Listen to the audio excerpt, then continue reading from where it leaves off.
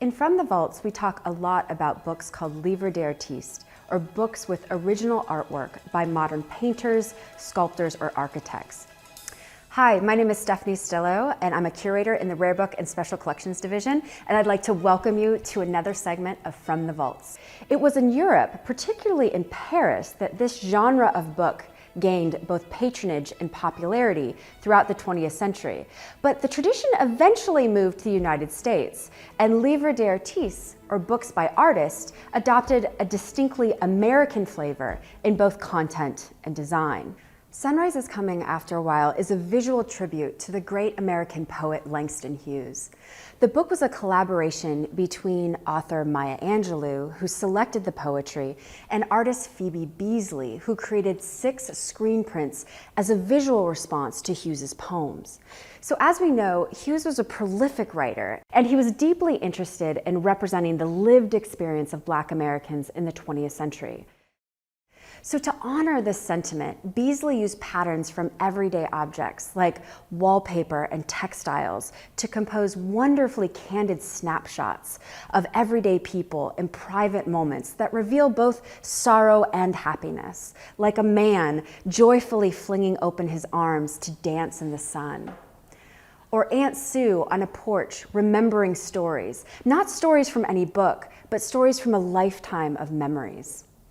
The words and images in Sunrise is Coming After a While work together to propel us towards the same message, that everyday interactions and shared memories connect us to one another, and those connections, when kept alive, create great reservoirs of strength. In From the Vaults, we often like to explain how an image is created, and we do this because process is often essential to understanding the intended message of an image.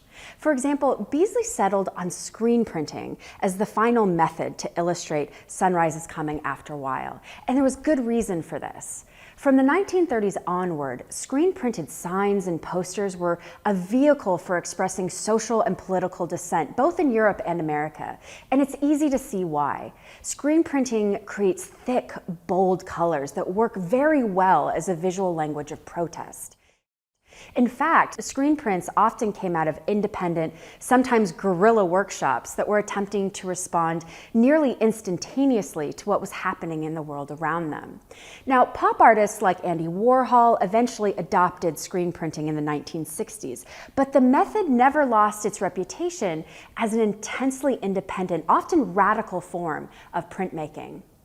So several of Beasley's screen prints evoke the same sense of activism.